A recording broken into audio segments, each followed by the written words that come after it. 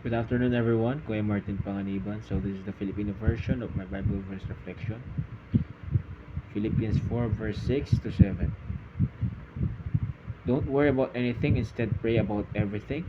Tell God what you need and thank Him for all He has done. Then you will experience God's peace, which exceeds anything we can understand. His peace will guard your hearts and minds as you live in Christ Jesus.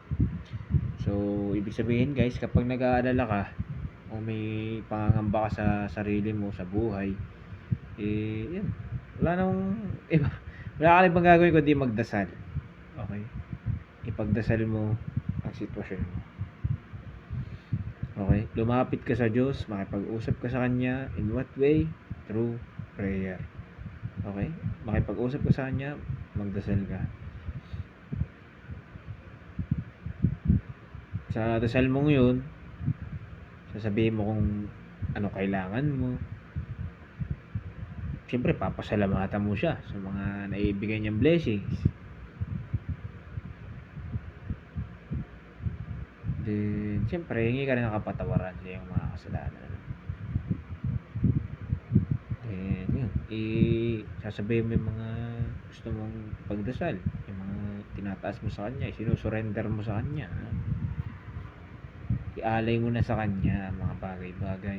Kasi siya na ang bahala dun eh. Gagawin mo lang naman, gagalaw ka lang. Magtiwala ka lang sa Kanya.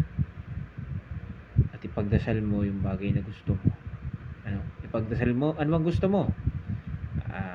Maging top student,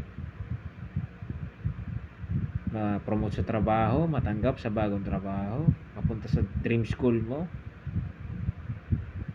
makuha yung ganitong material na bagay, laruan, sasakyan, bahay, achievement sa buhay, makasali sa ganitong palabas o sa singing contest, maging artista,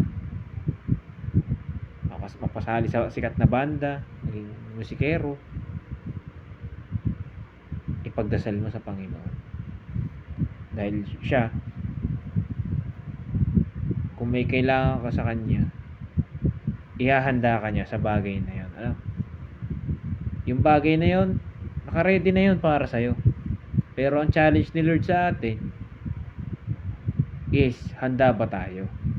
Lahat ng pagsubok na ibibigay niya along the way ay ingredients o kinakailangan para dun sa pinagdarasal natin. Kumbaga sa laro, kung ikaw ay kukuha ng quest, edi syempre may papagawa pa sa iyo yung mga task. May kailangang paslangin na ganito. May kailangan kang kunin na ganitong bagay. Ganon din sa Panginoon. Para ka lang ding may quest na ina-accomplish. Kailangan mo din may gawin. May kailangan kang ma-accomplish para makuha mo yung pinagdarasal mo. Yun naman inandyan na eh. Kailangan mo nga lang may gawin para doon sa iyong pinagdarasal. Magtiwala ka habang gumagalaw ka. Kung yan ay mapunta sa iyo, ibig sabihin para yan sa iyo. Kung hindi naman, matalo ka, mapunta sa iba yung panalo, o hindi talaga mapasayo, maaaring hindi yan, ang pahiwatig lang dyan ay maaaring hindi yan para sa'yo, o hindi ka pa handa para sa bagay na yan. Ganun lang yun.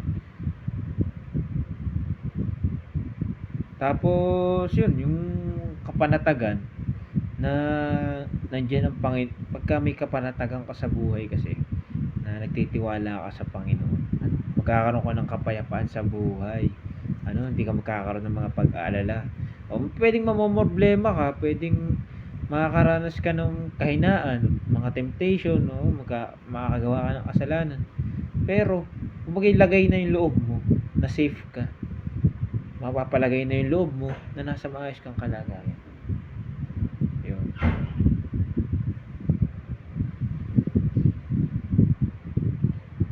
Kumbaga yung kapayapaan, mararanasan lang natin sa ating puso't isipan kung una't una mabubuhay tayo kasama si Kristo. Yun lang naman eh. Live in Jesus Christ.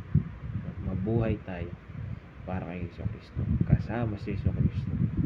Kung gagawin natin yun, wala tayong dapat pang alalahanin sa buhay na ito. Gampanan mo ang roles and responsibilities mo sa buhay na to. As you do that, as you strive for success and your stability in life, para may mangyari sa'yo, syempre. Huwag mo rin kakalimutan na mamuhay kasama si Jesus Christ, kasi siya ang daan papuntang Diyos Ama.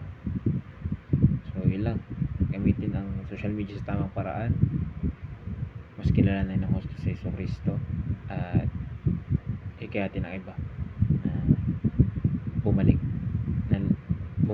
sa Kanya, lalo na yung mga naliligaw na